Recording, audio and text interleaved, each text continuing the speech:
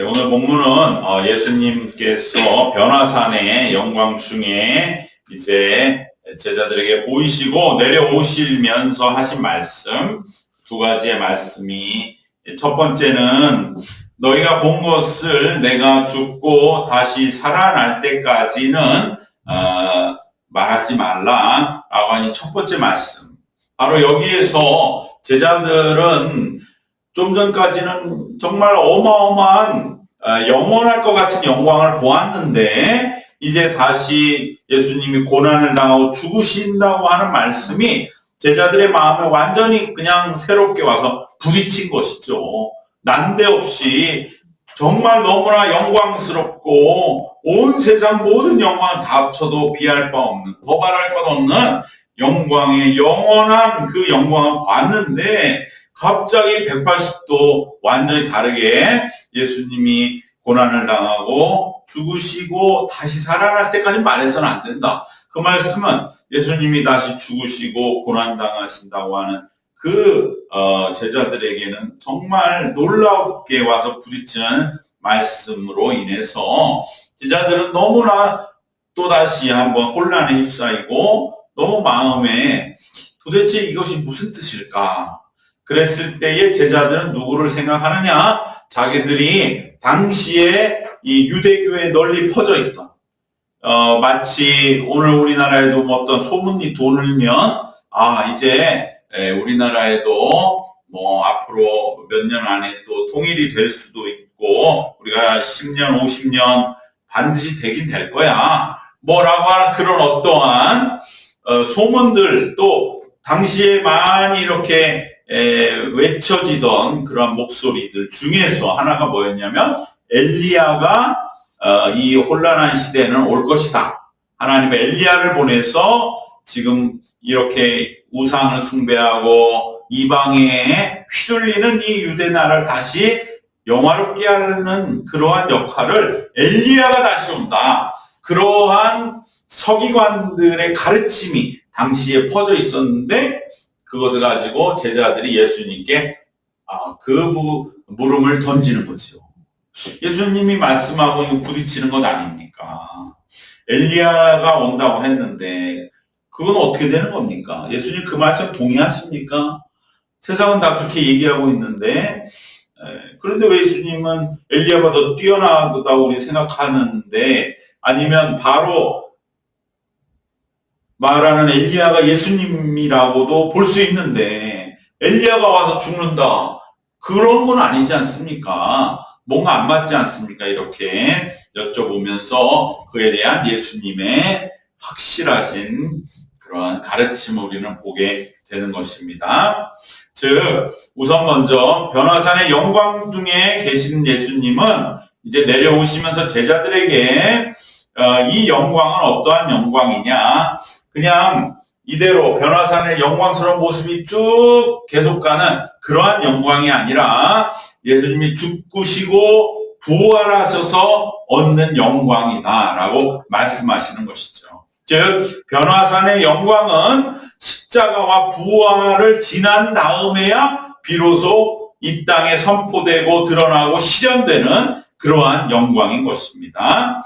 9절 말씀에 그들이 산에서 내려올 때에 예수께서 경고하시되 인자가 죽은 자 가운데 살아날 때까지는 본 것을 아무에게도 이르지 말라. 너희들이 말한다고 해서 세상이 이것에 대해서 물론 어떻게 받아들일지는 모르지만 진정한 이 변화산에서의 영광 같은 영광은 부활 이후에 이제 예수님이 이 세상에 역사하시고 나타나면 그때서야 사람도 알게 되고 그때가 됐을 때 마음껏 선포하라. 그러한 말씀을 주셨는데 제자들은 그저 다른 말씀보다도 인자가 죽은 자 가운데서 살아날 때까지 이 말씀 제자들 와서 부딪힌 거죠. 인자가 죽은 자 가운데 살아나? 그럼 예수님 죽으신다는 말 아닌가? 근데 또 살아나신다는 말 아닌가? 그런데 그러면 다시 살아나셔서 오시는 건 분명한데 그럼 차라리 죽지 않으시는 게 더 낫지 않은가? 예수님이 죽는다는 것이 도무지 이해가 되지 않는 그러한 제자들의 깊은 의심을 우리는 보게 되는 것이죠. 그러나 예수님은 다시 한번 인자, 여기서 말하는 인자 뭐 예수님이거든요. 예수님 자신의 죽으심 그리고 다시 살아나심을 경고하시고 강조하십니다.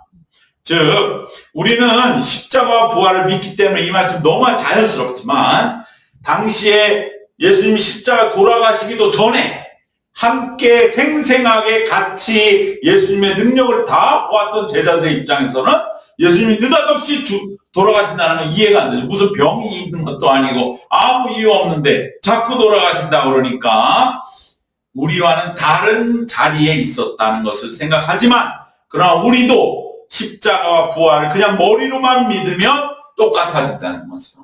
왜 우리가 예수를 믿는데 내가 죽어야 돼? 내가 살려고 예수님을 믿는 거지 죽으려고 예수님 믿는다면 나는 안 그래도 죽겠는데 지금 죽지 못해 살고 있는데 굳이 또 예수님께 가서 죽어야 된다 이 말 들으려고 내가 예수님 믿나? 이러한 신앙의 초보적인 생각이 제자들이 지금 가지고 있는 생각과 똑같은 것이고 우리도 마찬가지로 그러기 때문에 우리가 이 죽고 부활함으로 얻는 영광과 능력과 신비를 깨닫지 못하면 우리들도 이러한 제자들과 같은 염려 속에 신앙생활을 할 수밖에 없다는 것을 기억해야 할 줄로 믿습니다. 예수님과 함께 하나님 안에서 죽는 죽음은 그냥 죽음으로 끝나는 죽음이 아니다 라고 하는 믿음이 우리에 꼭 있어야 하는 것입니다. 내가 죽는 것이 그저 나 하나의 죽음이 아니라 하나님 안에서 예수의 이름으로 예수님과 함께 내가 죽어지면 그것은 죽음이 끝이 아니에요. 반드시 하나님은 다시 살아나게 하십니다.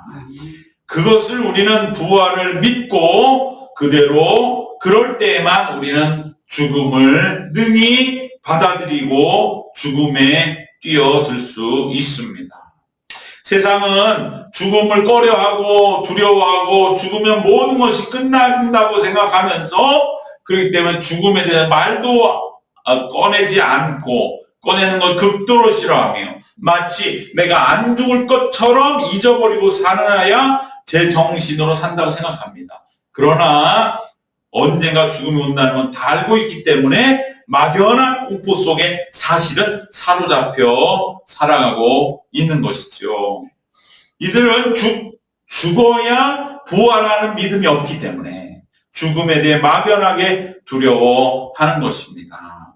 우리도 믿음이 약해질 때는 죽는다고 하는 것이 그렇게 잘 받아들여지지 않는 것처럼 여겨질 때도 있습니다. 내가 그냥 이대로 소멸되는 것인가? 내 가치는 무로 돌아가고 나만 잊혀지고 마는 것이 아닌가라고 하는 생각에 빠지게도 됩니다. 그러나 우리는 예수님의 부활을 믿고 하나님 안에서 하나님의 뜻대로 죽으면 반드시 우리를 부활시키심을 믿는 믿음이 우리 속에 굳건해야 할 줄로 믿습니다.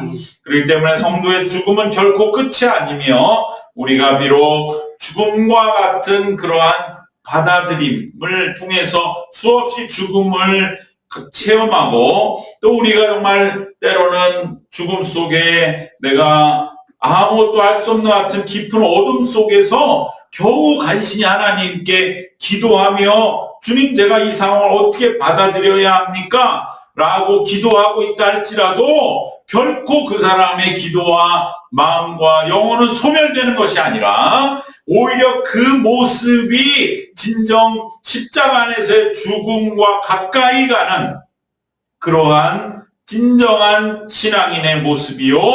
그럴 때 우리는 하나님 안에서 다시 살아나는 것을 확신해야 할 줄로 믿습니다.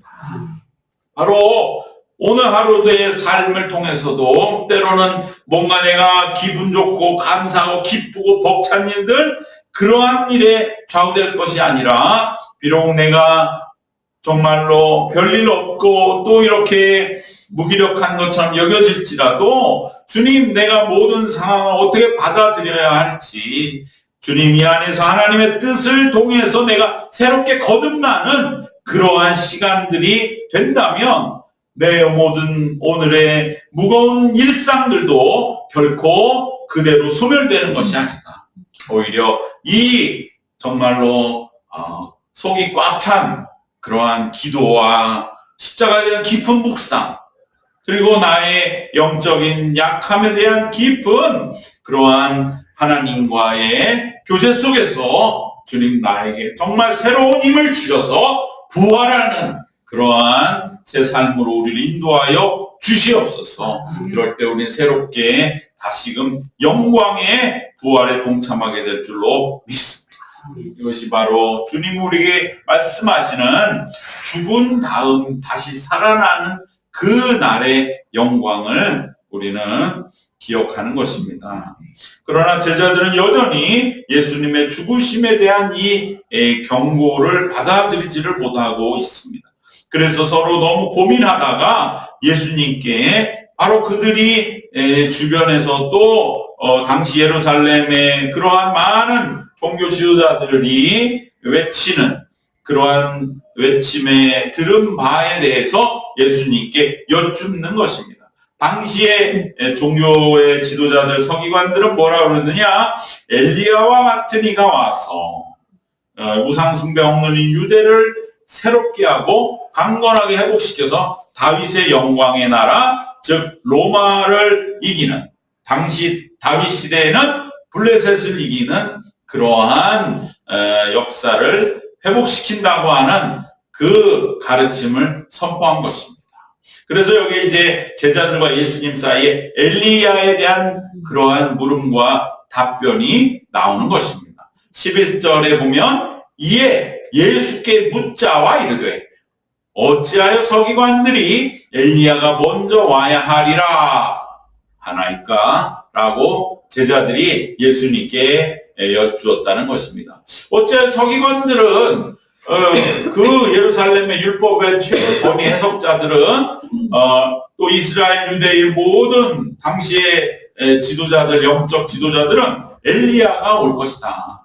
그리고 메시아가 오신다라고 말을 합니다. 엘리야가 메시아인지는 알 수 없지만 어쨌든 엘리야 같은 이가 와야 된다고 하고 지금 온 유대의 신실한 사람들은 다 그걸 믿고 있는데 엘리야를 기다리고 있는데 우린 예수님을 엘리야라고 생각하고 엘리야가 더 뛰어난 분이라고 생각하는데 엘리야처럼 갈멜산에 불을 내리셔야지 왜 예수님 죽으신다고 하십니까?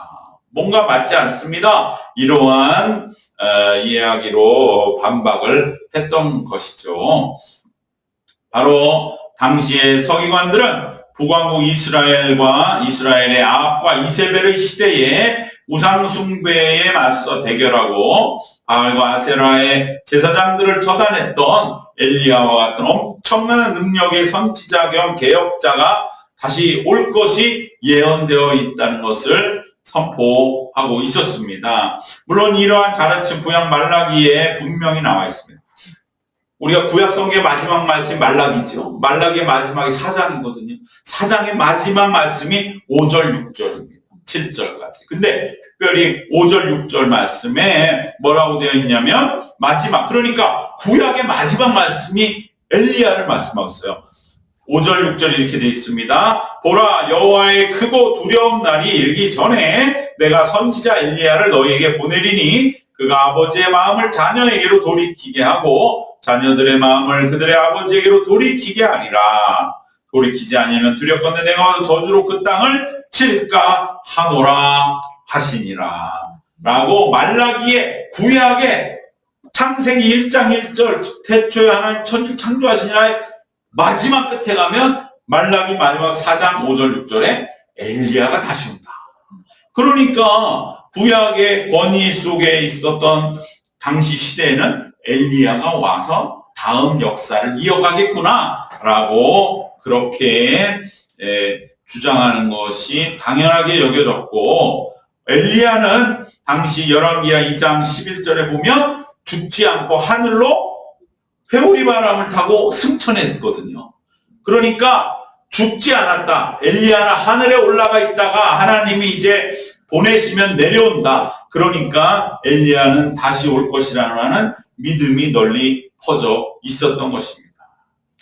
이토록 엘리야가 강조되었던 것은, 엘리야는 우리가 소위 말하는 문서 예언자 이사야, 에레미야, 에스겔과 12 소선지서에 그러한 예언의 문서를 남기지는 않았지만, 그러나 구약에 나오는 수많은 예언자 중에 가장 강력한 역사를 나타낸, 그리고 승리의 기록을 가지고 있는 예언자의 넘버원인 것은 분명하지요. 왜냐하면 그는 열왕기상 18장 그 유명한 갈멜산에서 3년 동안 가뭄이 든 바로 그 이스라엘 온 땅에 비를 내리는 그 대결을 통해서 하늘에서 불이 떨어져서 제단을 사르면서 그 자리에 모였던 바알과 아세라의 제사장 850명을 다 처단하는 대역사의 승리는, 이것은 모세 이후에 그 누구도 하지 못했던, 사무엘도 하지 못했고 어떠한 선지자도 이사야, 에레미야 그 누구도 행하지 못한 가장 강력한 승리의 기록이었기 때문인 것입니다. 그렇기 때문에 유대 백성은 대대로 엘리야와 같은 선지자가 와서 다시 한번 이 우상으로 가득 찬 혼탁한 유대 나라를 바로잡고 이방의 모든 세력들을 척결하기를 바라는 기대와 바람은 어느 때보다 뜨겁고 강력했던 것입니다. 그런데 예수님은 이 부분에 엘리야에 집중하시는 것이 아닙니다. 우리는 엘리야의 인생에서 더 크게 봐야 할 것이 있습니다. 즉, 엘리야의 인생의 중요한 그의 활동의 열매는 사실 갈멜산의 승리가 아니었던 것입니다. 갈멜산의 열왕기상 18장의 승리 후에 어떤 일이 있었습니까? 그대로 엘리야가 아합과 이세벨을 왕에서 끌어내리던지 아니면 그들을 여호와 하나님께 방향을 전환시켰습니까? 아니죠. 오히려 이세벨이 발끈해서 자신의 모든 힘을 동원해서 엘리야를 밀어붙이고 쫓아서 추격해서 엘리야는 이세벨의 반격을 받고 후퇴하여 결국은 저 남쪽으로 내려가서 로뎀나무 아래 죽기를 청하는 상황으로 떨어지고 만 것을 우리는 기억할 적에, 우리는 엘리야의 갈멜산의 어떤 단 한 번의 승리에 눈이 멀어 우리는 이것이 엘리야의 전부요 가장 핵심이라고 여겨서는 안 되는 것을 예수님은 일깨우시는 것입니다. 우리 안에 엘리야에게 더 크게 봐야 할 것은 무엇이냐? 바로 갈멜산 승리와 같은 단 한 번의 역사로 우상이 소멸되는 게 아니라는 거죠. 세상이 하루아침에 변화되는 게 아니라고 하는 것을 우리에게 받아들이라고 예수님은 말씀하시는 것입니다. 엘리야의 승리에만 눈이 멀어 잊어서는 안 되는 것을, 오히려 이제 시대가 바뀌어서 더 이제는 오늘 우리 시대에 하나님 무엇을 구원의 길로 제시하시는가를 당시의 서기관들은 가르쳐야 하는데, 오히려 이것은 말하지 않고 엘리야의 초기의 승리와 영광만을 강조하는 헛된 기대를 퍼뜨리며 현혹하고 혼동하게 하고 있는 것. 이것이 오늘 우리가 걸어가서는 안 되는 신앙의 분별의 지점이라고 기억하시기를 바랍니다. 그래서 예수님은 12절에 반문하십니다. 12절에 이르시되 엘리야가 과연 먼저 와서 모든 것을 회복하거니와, 그러면서 예수님도 엘리야의 예언을 인정하시거든요. 그런데 그 다음 말씀이 어찌 인자에 대하여 기록하기를 많은 고난을 받고 멸시를 당하리라 하였느냐. 즉 인자, 참된 구원의 길은 고난과 멸시를 받는 역사를 통해서 이루어지는 예언의 말씀도 구약성에 얼마든지 있는 것입니다. 우리가 잘 아시는 것처럼 이사야 53장의 말씀으로 설명하면 너희들이 말한 엘리야와 같은 능력으로 세상을 제압하고 변화시키는 그 엘리야를 하나님은 예언하며 말씀하신 것이 아니다. 엘리야의 핵심은 갈멜산의 승리가 아니라 오히려 로뎀나무 이후에 그가 하나님으로부터 새로운 사명을 받아서 3명의 사람에게 기름을 붓고 바로 그 3명의 후대에 하나님의 일꾼들이 나와서 아합을 끌어내리고 그의 제자 엘리사를 통하여 다시금 이스라엘의 율법을 회복시키는 역사를 점차적으로 이루어가는 그러한 시대적인 변화를 통해서 이스라엘을 구원하는 것이지, 엘리야 한 사람의 어떤 개인의 능력으로 그 능력에만 집중하는 것은 엘리야를 잘못 바라보고 있는 것이다 라고 하는 것을 예수님은 말씀하십니다. 오히려 엘리야의 그러한 예언의 일생에 담긴 하나님의 참뜻은 엘리야도 우상을 몰아내기 위해 많은 고난을 당했지만 그도 로뎀나무 아래 죽을 길을 걸었다는 거죠. 그것이 바로 엘리야의 십자가였다는 거죠.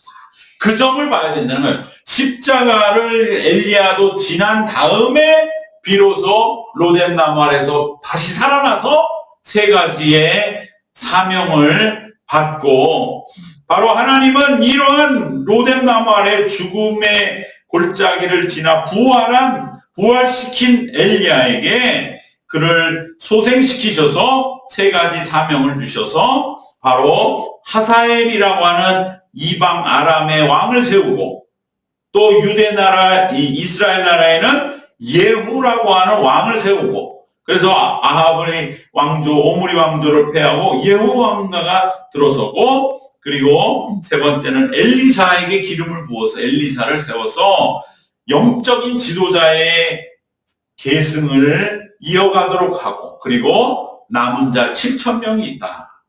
아직도 이스라엘의 그루터기와 같이 남은 자들이 있다고 하는 것을 하나님은 말씀해 주심으로 이스라엘의 회복의 불씨를 부활시키신 것이 엘리야의 사역의 중심이라고 하는 것이지 결코 갈멜산이 아니다 라고 하는 것을 말씀하시는 것입니다.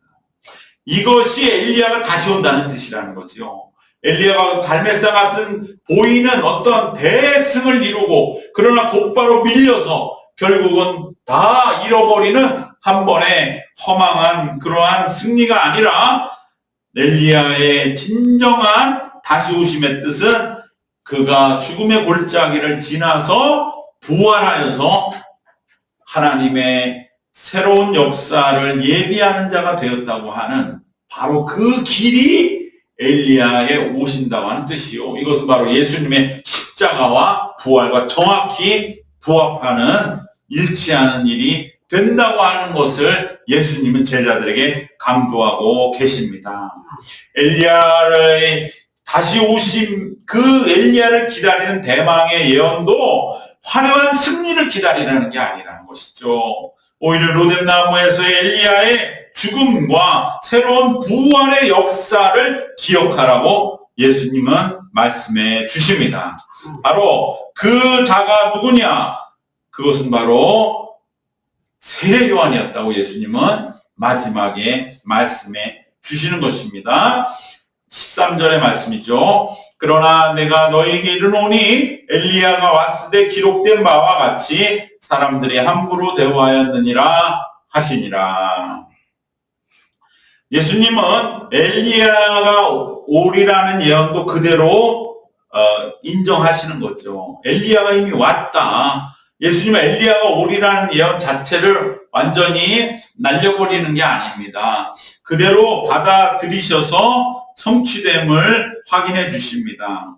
왜 세례 요한이 엘리야인가? 바로 우리가 말하는 엘리야의 죽음과 부활, 그것이 세례 요한에 그대로 이루어져서 세례 요한도 예수님이 보여주신 그러한 참된 구원의 길인 십자가 고난을 받아들인 사람이다. 즉 그가 억울하게 옥에 갇혀서 죽임을 당했던 그 일, 자기의 죽임을 받아들였던 그것이 바로 세례 요한이 갔던 고난의 길이요, 그것이 바로 십자가의 길이라는 것을 예수님은 확인해 주시는 것입니다.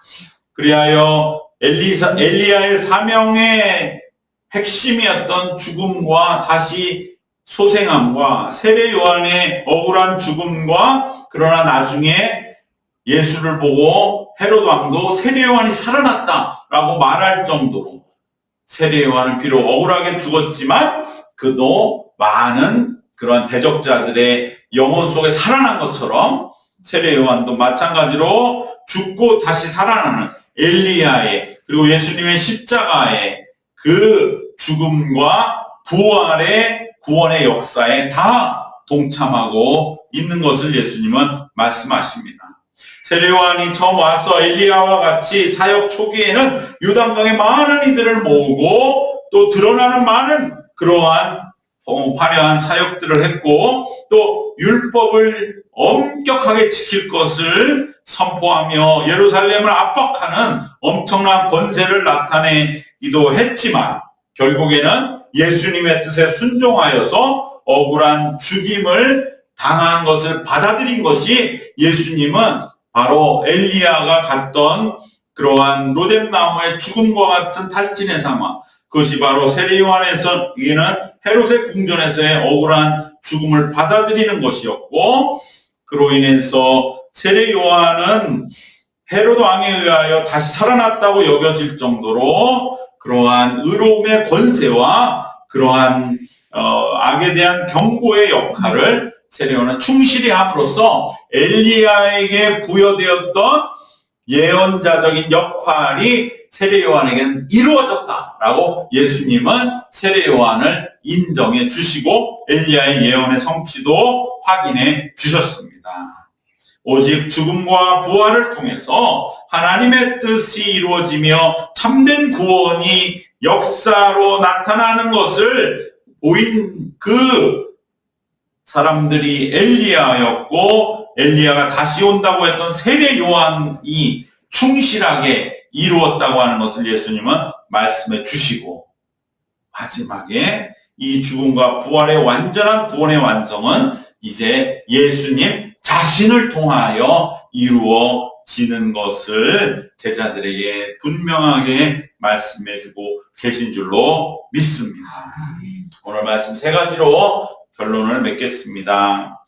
하나님 안에서의 죽음은 반드시 부활로 이어지는, 죽음으로 그저 흩어지고 헛된 소멸되는 허망한 것이 아니라 하나님 안에서의 죽음은 반드시 부활로 이어지는 참된 구원의 길인 것을 우리는 믿고, 내게 어떤 죽음의 현실 속에 좌절하지 말고 오히려 나에게 진정한 구원의 길에 내가 들어섰구나, 이제 부활의 은혜가 나에게 머지않구나, 이렇게 여기면서 담담하게 내게 오는 모든 죽음의 현실들을 능히 감당해 나가셔야 할 줄로 믿습니다. 두 번째는 엘리야의 사역의 핵심은 갈멜산의 엄청난 승리가 아니라 바로 로뎀나무의 그 죽은 것 같은 침체 이후에 새롭게 받은 사명의 엘리야의 사역의 핵심이 있음을 잊지 말아야 할 줄로 믿습니다. 마지막으로 세례 요한도 예수님의 뜻에 따라서 억울한 죽음을 수용함으로 인하여 예수님의 십자가를 예언하고 미리 이 땅에 참된 구원의 길은 오직 예수님께 있다고 하는 것을 보여주는 엘리야의 역할을 충실히 감당했다는 것을 우리는 기억하면서 우리들도 이 땅에서 예수님의 진정한 구원을 나타내기 위해서는 우리도 십자가와 함께 죽고 부활하는 그러한 은혜를 날마다 우리 삶 속에 이루며 체험해 나가시고 그 은혜로 영혼을 구원하는 우리 모두가 되시기를 주님의 이름으로 축원합니다. 기도하겠습니다. 사랑과 은혜가 충만하신 우리 하나님의 오늘 또 베푸신 은혜를 진심으로 감사드립니다. 우리는 세상의 영광과 혼동되고 눈멀어서 예수님이 그 영광에 이르기까지 가셔야 했던 십자가와 부활 앞에서 믿음 없는 모습을 보이고 혼동스러울 때에 사랑하는 제자들에게 모든 당시에 헛된 기대와 소망을 새롭게 바로잡아 주시는, 그래야 참된 구원의 길을 다시 한번 마음에 새겨주시는 예수님의 말씀으로 굳건하게 다시 한번 일어나게 하여 주시옵소서. 그리하여서 우리는 참된 구원의 길에 서며 진정 우리가 십자가의 죽으심에 동참함으로 부활의 능력의 산증인이 되는 된 진정한 제자들로 남은 생을 살아가도록 하나님 더욱더 강건하게 붙잡아 승리케 도와주시옵소서. 감사드리옵고 예수님의 이름으로 기도드리옵나이다. 아멘.